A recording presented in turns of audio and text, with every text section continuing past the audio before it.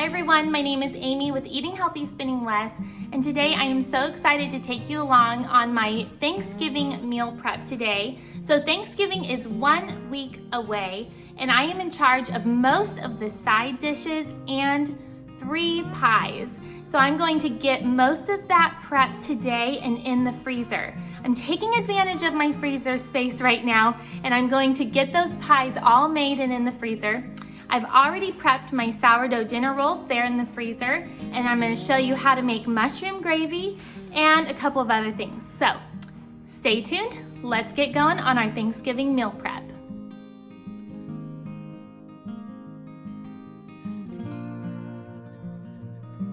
To make the sourdough dinner rolls, it's really easy. You want to mix the ingredients together the night before. It's the easiest sourdough bread recipe ever. The recipe is on my website. I will leave a link in the description box below. The next morning, you're going to take the dough, and I like to measure the dough out with my kitchen scale. And I'm doing 150 grams per dough roll. And so I measure that out, and then I roll it into its dough ball. I place it in the tray, and once I have them all done, I immediately freeze them. I do not want those dough balls to start rising. So then Thanksgiving morning comes, I'll take them out of the freezer and I'll let them rise before I bake them. Next thing that I'm going to do is work on the pies. I'm going to make my pie crust right now, and then we're going to fill them. We're going to make a chocolate chip pecan pie, an apple pie with an oatmeal topping, and a pumpkin pie. The pecan pie filling recipe comes from detoxinista.com. It's her vegan pecan pie. I'm really excited about it because it has dates. So normal pecan pie has corn syrup and eggs in it. This recipe has neither one of those. It's sweetened with maple syrup, medjool dates, and flaxseed. I've had a recipe just like this, and it's delicious, but this is the one that I printed off for today, and this will go in my recipe keeper. Let me share with you about that. This week over on my website, eatinghealthyspendingless.com, I launched a new PDF file product that you can purchase. It's only $10. So it's a PDF to put together your own recipe binder. I call it the recipe keeper because you are the keeper of your home. And this is a great tool for you to keep all of your family favorite recipes in. Let me show you real quick what it looks like inside. Inside, you're going to see your mantra. This girl's on a budget. Remember that every week when you go to meal plan, you are on a budget and you don't want to overspend on your groceries. Then you're going to see a measurement conversion chart, how-to instructions, and then the first category is meal planning. I have sheets for you to print out to help you meal plan, as well as a monthly meal planner. These are inventory sheets so you know exactly what's in your freezer. Next is a grocery tracker. You can find, when you find great deals on products, write them down so you don't forget where the best price is at. A recipe favorites. Write down your family favorite recipes so that you know what they are when you go to meal plan. All of these different categories for you to put all of your favorite recipes under. So head on over to my website and grab your copy of the Recipe Keeper file. You don't want to miss this. This is a great thing that you can pass down to your kiddos. My kids love this. They love going through it when we meal plan together. It's just a great tool to have in your kitchen. Now it's time to make our pies.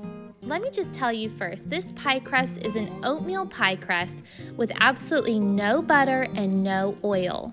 So instead of using butter and oil, we actually are making a pecan paste. It's really easy to make. You just put in a blender pecans and water. The recipe will be on my website for you so that you can see how easy it is to make. So it's just oat flour, salt, the pecan butter, and water. We mix those ingredients together and then we put them in our pie plate to form our pie crust. This is just for one pie crust recipe, but I'm actually going to be making this 3 times, one for each pie. If your pie crust is a little sticky like mine is in a couple of spots, just use some parchment paper as kind of like your glove, and it just helps to keep the pie crust from sticking to your fingertips. But it comes out so well. It might not be the prettiest pie crust, but it's delicious. Now we're going to make our pumpkin pie filling. This is the fresh pumpkin puree that I made back in September, and I just thawed it out from the freezer. And then I added sucanat, some maple syrup, soy milk, pumpkin pie spice, some salt, and our arrowroot powder just to thicken it up a little bit. We're going to whisk these ingredients together, and that is the perfect and easy pumpkin pie filling. You don't need coconut milk to make a great pie filling. Now we're just going to leave this totally raw and wrap it up and place it in the freezer. And then come Thanksgiving Day, I will bake it, and it'll be absolutely beautiful.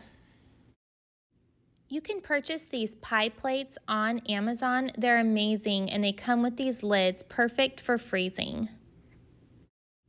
Now that the pie pumpkin is done, let's move on and make that beautiful chocolate chip pecan pie. In a blender, you just want to mix together your dates and maple syrup. You could also use a simple syrup if you don't want to spend the money to purchase pure maple syrup, which is super pricey. I found the best price to be at Costco, by the way. After you make your filling, you're going to just layer your pecans and chocolate chips, add your filling on top, and then you're going to add more pecans and chocolate chips on top. We did this little cute decorative technique. I love the way my daughter Callie finished it. She did a great job.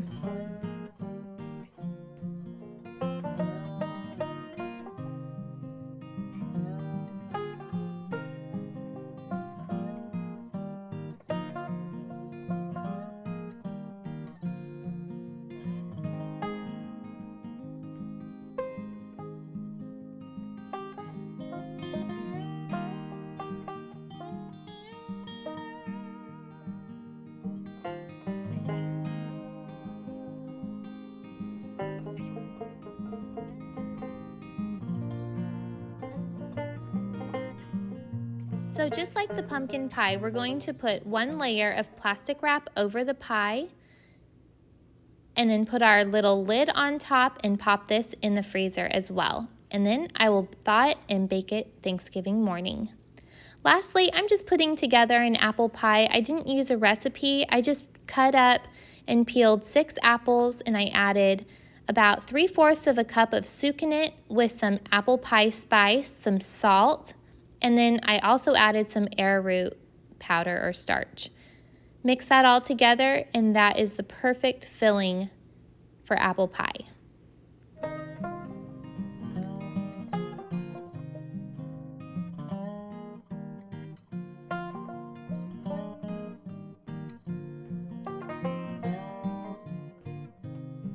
Lastly, I took the rest of the pecan butter and added some oats with some cinnamon and salt, maple syrup, and I just made a quick oatmeal crumble to go on top of the pie since I didn't make a crust for the top. I think it'll be really nice. It'll be more of like an apple crisp on the top with a pie crust on the bottom.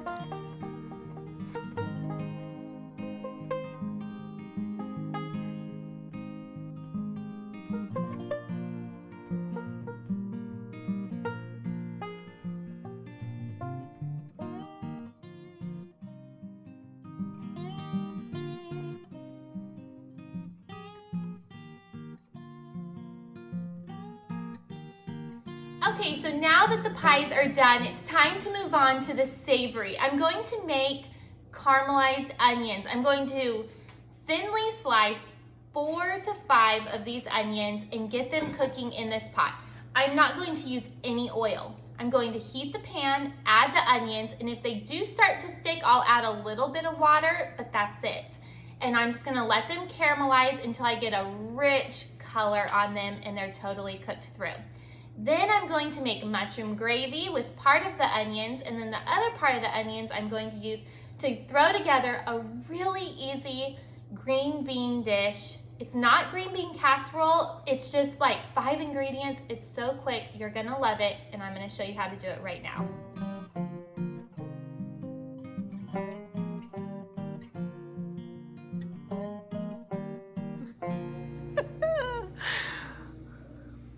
Always makes me cry.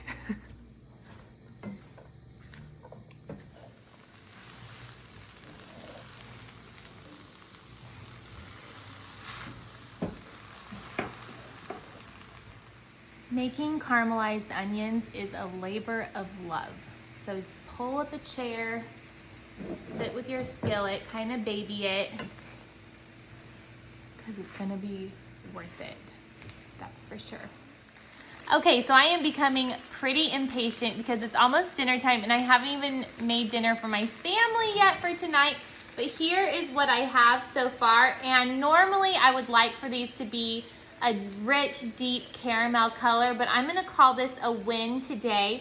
I'm actually going to take out half of the onions and reserve them over to the side for the green beans, and then I'm going to slice up mushrooms and get them cooking in with these onions for my mushroom gravy. So here I'm chopping up 1 pound of mushrooms. You can use pretty much any mushrooms you want. I tend to just go with the cheaper ones.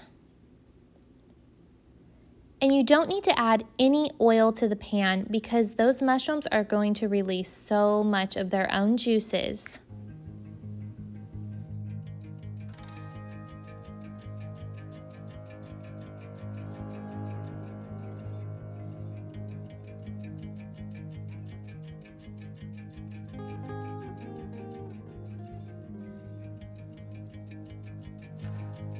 So I have my heat on really high because I want to get all of those mushroom juices to cook off and start caramelizing those mushrooms and getting like a little brownness on them.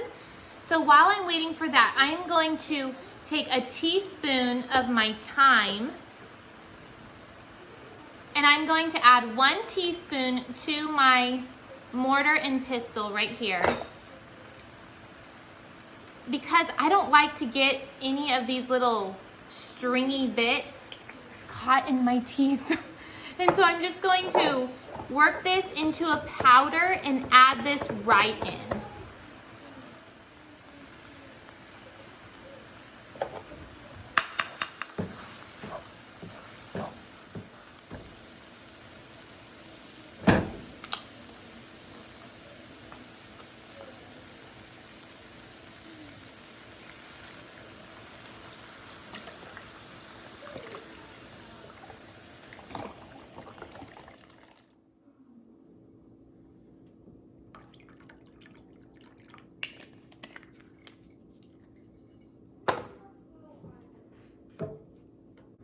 Okay, so I'm actually not going to thicken the gravy or do anything else with it. I'm going to all let it come down to room temperature, and then I'm going to put it in the refrigerator for 1 day, and then I'm gonna put it in the freezer. And then the day before Thanksgiving, I'm gonna take it out of the freezer, let it thaw, and then the morning of our big Thanksgiving lunch, then I will reheat it, thicken it with cornstarch or arrowroot powder, and then I like to add a little miso paste. If you're vegan, it's delicious. It's got this like umami flavor, or you could add your turkey drippings if you're a meat eater or whatever. But this is a great base to an amazing mushroom gravy. Lastly, it's just gonna take us a couple of minutes to throw this green bean dish together. So I added 3 bags of green beans, frozen green beans, to my baking dish. And then I'm going to make a quick sauce to pour over the top. You need 1 cup of tamari or soy sauce. You could also use a coconut aminos if you'd like, along with 1 cup of maple syrup, or you could use the simple syrup method. I've shared that before on here, and I'll leave a link in the description box if you'd like to know more about that. And then I grated minced 2 garlic cloves in with some arrowroot powder, about 2 tablespoons, whisk those ingredients together, and that's it. That's your sauce that goes over the top of your green beans.